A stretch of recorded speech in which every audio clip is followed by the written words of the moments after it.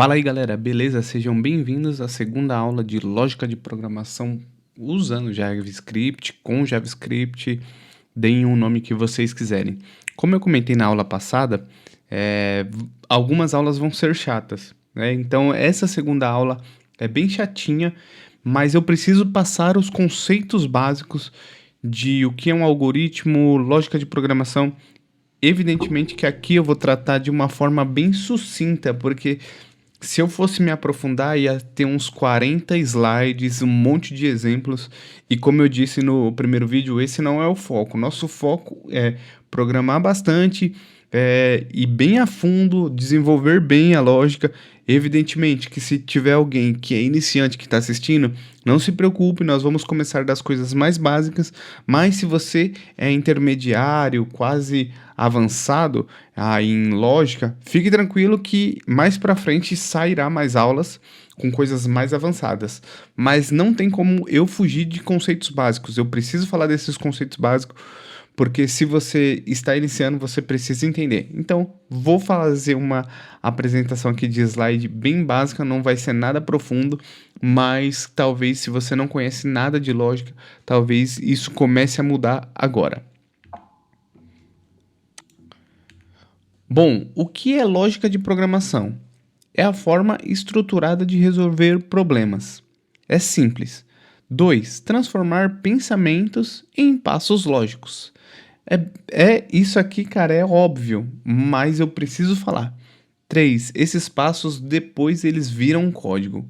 Mais para frente nós vamos entender esse conceito. Mais para frente que eu digo na próxima aula, tá? Então fiquem em paz, fiquem tranquilos, nós vamos passar por essa parte teórica e na próxima aula nós já vamos colocar a mão na massa. O que é um algoritmo? Eu preciso falar o que é um algoritmo.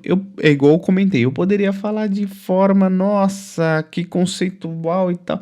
Vocês iam pegar meu vídeo, já iam fechar, iam sair daqui, nunca mais iam voltar. Então vamos para o simples.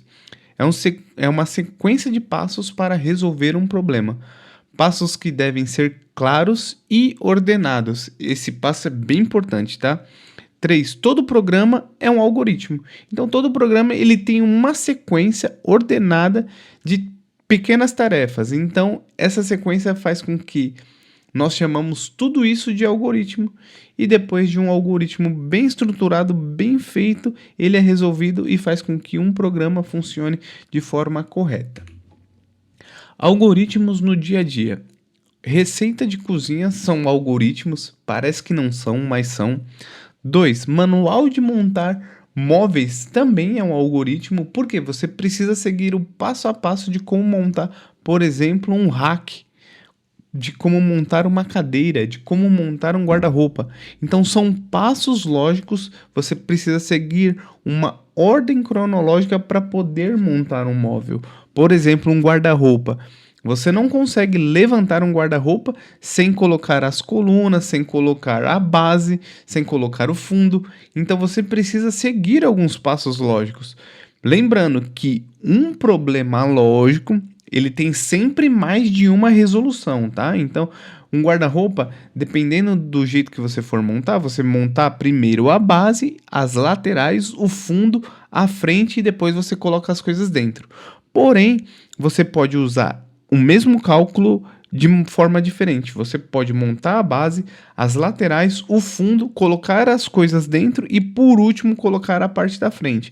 Então, é o mesmo problema resolvido de formas diferentes, porém, continua sendo um algoritmo. E 3, um pouco mais avançado, GPS calculando a rota também é um algoritmo, porque você coloca a rota X e a rota Y, que é onde você quer chegar. O aplicativo de GPS ele faz um cálculo para tentar com que você chegue do ponto A ao ponto B de forma mais rápida e de forma mais inteligente. Então, esse é um algoritmo muito mais complexo, mas não deixa de ser um algoritmo.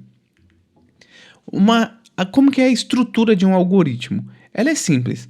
Ela tem a entrada, ou seja, os dados que o algoritmo recebe, o processamento. O que é o processamento? A lógica que é aplicado nesses dados que são recebidos. E a saída, que é o resultado final. Ou seja, Se o processamento for bem feito, o seu algoritmo está ok. Se não for tão bem feito, o resultado final pode ser o não esperado e isso pode causar alguns probleminhas. Um exemplo conceitual e simples. É igual eu falei, vamos começar bem simples, depois nós vamos tentar elaborar coisas mais complexas. Por quê? Mais uma vez reforçando, se você é do médio e intermediário, essa aula não vai servir de nada. Mas se você está começando agora, eu acredito que esse conceito possa ser bem legal para você entender o que é um algoritmo. Qual que é o problema proposto?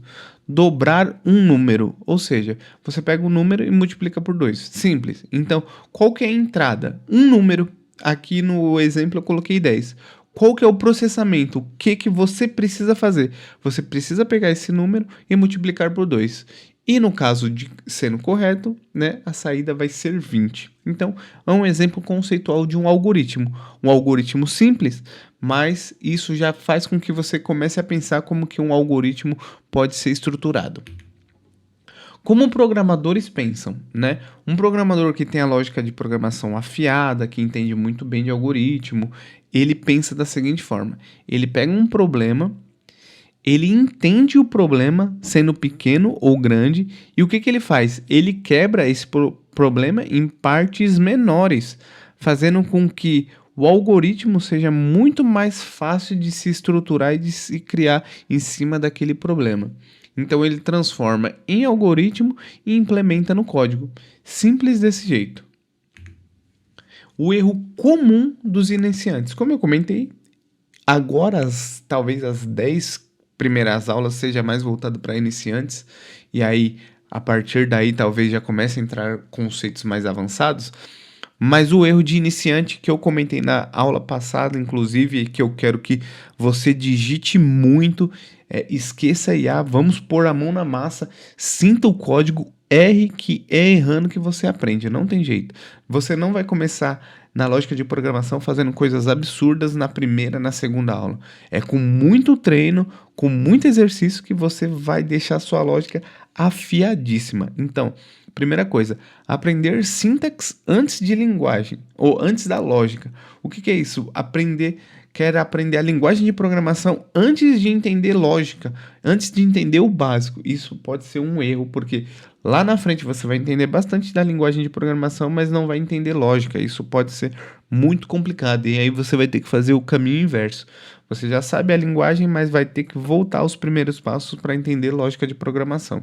Então vamos seguir pelo caminho correto, aprender lógica, depois a gente vai aprendendo ali um pouco mais da sintaxe. Como eu comentei também na primeira aula, como a gente vai fazer lógica de programação com uma linguagem que é o JavaScript, conforme mais exercícios virão, você vai aprender os dois juntos, que vai ser a sintaxe e a lógica junto. E isso vai ser muito bom para você. 2.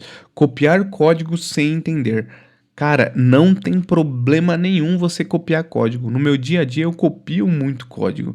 Eu vejo soluções no Google, eu copio e adapto para o meu código. Mas qual a diferença? Se você está copiando o código e você não entende nada, o seu problema pode até ser resolvido. Mas você vai gerar dois problemas. Quais que são? O primeiro, você não vai entender o que você está fazendo. E segundo, se você precisar mexer nesse código de novo, vai ficar muito pior. Porque, primeiro, você não entendeu. E segundo, você vai precisar incrementar alguma coisa em um pedaço de código que você não entende. Então você criou dois problemas. Você não entende o código que você gerou e você criou um segundo problema, que é você não conseguir atualizar esse código. Então copie código desde que você entenda o que você está fazendo. 3. Não treinar resoluções de problemas, que é o que eu estou falando.